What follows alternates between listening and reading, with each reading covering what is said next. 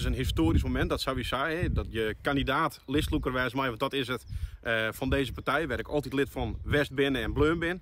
Ja, en dat je daar nou deze rol mogelijk in vervullen mij. Want de leden die gaan natuurlijk het laatste woord. Maar wij gaan ervoor, ja, dat is fantastisch.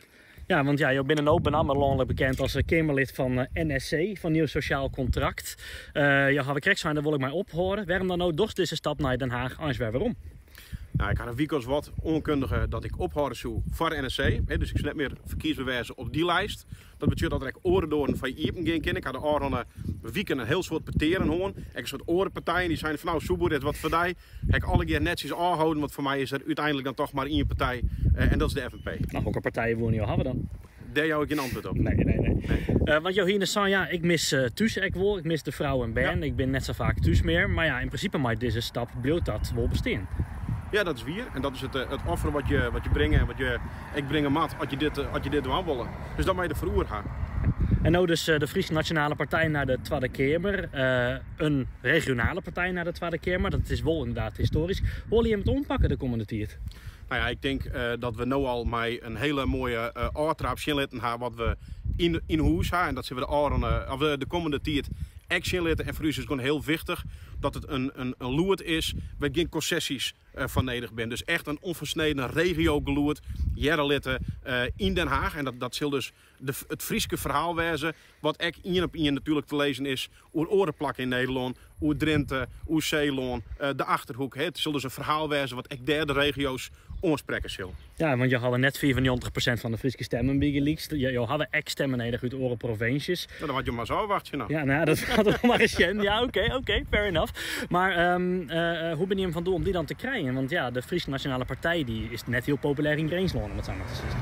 Nee, ik zei correct, het regionale loert wat we jaren litten willen, en we hadden een aantal speerpunten ervan. Als nou bijgelijk just hoe die investeringslogica van het Rijk misgeet in de regio, dus hoe je er alle keer gasbaten bijgelijk zwaai, helle worden zonder dat er wat van waarom komt, speelt ook in Greens. Nou, ze hebben alle keer verhalen hoe de romte bijgelijk, de menselijke maat, die het eigenlijk in die hele regio spelen. En waarvan ik denk dat mensen ook in de rest van Nederland hun daarin verkennen zullen. Hebben we hem wel die man krijgt om naar Zeeland, Limburg, Greensland, Drenthe, alle dat in? Nou, absoluut. En we hadden een heel soort leden ook in de rest van Nederland te wijnen. Dus die zullen we ook omsporen om hun jaren te litten en om ons te helpen vanzelfs. Ja. Op hoeveel zitten zet hij hem in?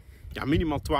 Dus het wordt hoe dan ook een historisch barn. Dus ik nodig de mensen thuis ook uit schroefskiertnis met u. Want het zou natuurlijk een fantastisch verhaal wezen om als FNP daar te zitten en echt dat compromisloze verhaal van de regio in Den Haag te vertellen. Want dat had ik de Arend die het wil merken.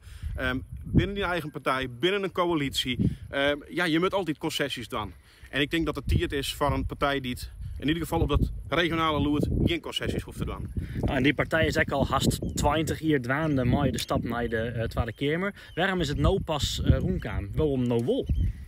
Ja, het is natuurlijk een besluit met een lange oor in. De leden die zullen 30 augustus definitief over praten. Alleen ik denk, alle sterren staan nou goed. Het is de val van het kabinet. Het is echt de partijen, de oren die het eigenlijk net zien laten hebben dat ze verordening brengen kunnen. Dus de stem van de mensen. Ik denk als de mensen thuis vragen, wat is er nou voor jouw stem te lonen kwam? Dat een heel soort mensen zeggen, weinig. Dus er is een historische onvrede ook over de politiek. Nou, al die zaken die komen bij elkaar.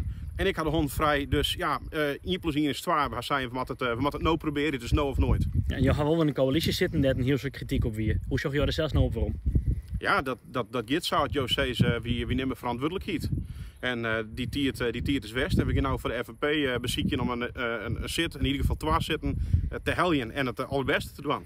Ja, want waar moeten we de FNP nou positioneren de komende tijd in de Tweede Kamerverkiezingen? Want ja, de vraag heerst genoeg op het merk, wolf net maar de VVD, wolf net maar de PVV, wolf net maar de SP. Hou je hem daar al doen toch?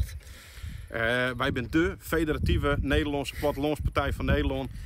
Waar die zit, die kan oorlog zitten. Voor u is één ding wichtig. En dat is dat die 148 oren zitten. Die kan hassenskrabben wat ze willen. Oor alles wat 4 voor het bad. Wij zullen dus er ook maar wat dicht bij de mensen bad. En daar zullen we dus elke dag voor inzetten. Ja. Nou is er één zit van NSC dat nou een FNP erop zit. Behoud je al jouw eigen zit nou? Daar ben ik in heel goed oerlis met NSC een oplossing voor vinden. Want dit is nog maar heel vast. Dus dat vergt ik even goede afstemming. Je had er zin in, hè?